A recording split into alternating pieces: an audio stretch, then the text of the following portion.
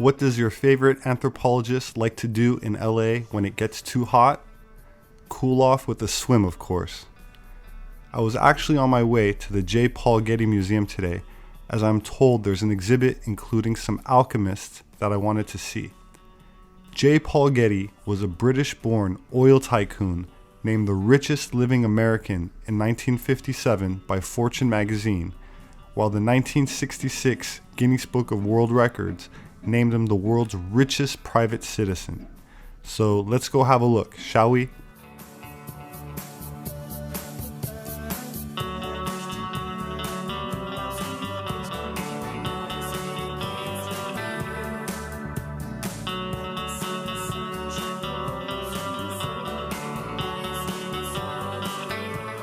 Long shrouded in secrecy, alchemy is now recognized as the ancestor of modern chemistry.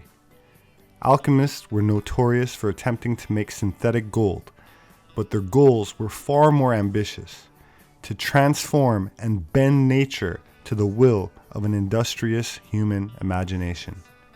For scientists, philosophers, and artists alike, alchemy seemed to hold the key to unlocking the secrets of creation. Alchemists' effort to discover the way the world is made have had an enduring impact on artistic practice and expression around the globe.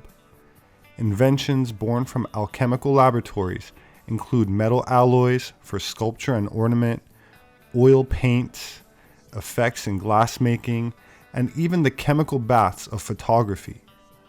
The mysterious art of alchemy transformed visual culture from antiquity to the industrial age, and its legacy still permeates the world we make today.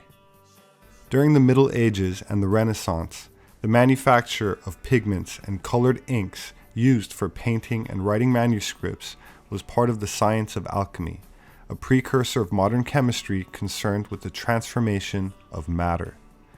Moreover, some artists' interests went beyond the practical chemical operations involved in the production of pigments as they became involved in the more spiritual and theoretical aspects of alchemy. Alchemy employed a systematic set of symbols and technical terms commonly recognized by laboratory technicians and natural philosophers alike to indicate and record scientific operations, formulas, and ingredients. The physical world was composed of 4 elements, while the heavens included a 5th. Quintessence, or ether, is the 5th element that binds the 4 classical elements, water, fire, earth, and air, together.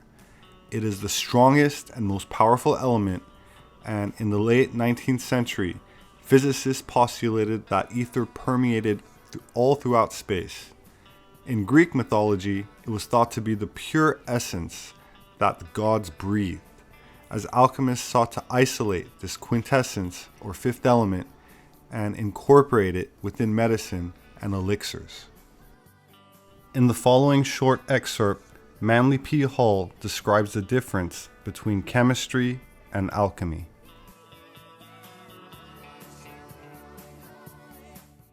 And it seems that from a very far back, there has descended a double concept of chemistry.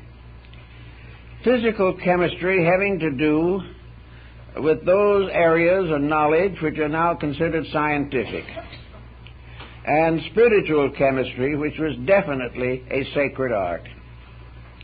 In practice, what is the difference in these two systems? I think probably Paracelsus summarized this rather well when he pointed out that the alchemical transmutation was impossible unless the alchemist himself was in the process of transformation.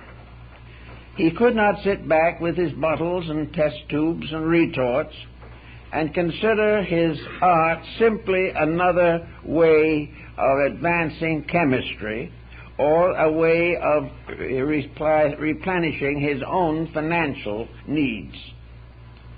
So we find, as is today, that chemistry is largely dominated with the profit concept, the idea of wealth.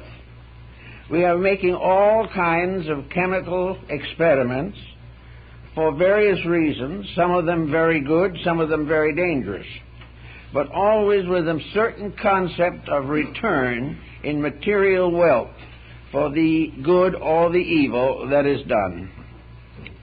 So that largely chemistry is a material art dominated by scientific inquiry and not in any way involving any necessary spiritual overtones. The chemist does not have to be a person of great faith. He does not have to have had a metaphysical experience. He does not need to believe in metaphysical or mystical procedures. He is simply working with physical tests and physical texts. The alchemist, on the other hand, is an entirely different type of person. In the history of alchemy as it is descending to us, most of the alchemists were very pious people, deeply religious, and convinced that their advancement of science was a spiritual contribution to the well-being of society. The alchemist was concerned with the advancement of his own inner life. Jacob Boehme used a number of alchemical terms in his mystical writings, and these have been very confusing to modern students of his work. But actually, the use given by Boehme in most cases is probably the original intended usage, namely that it is all part of a great system of human regeneration.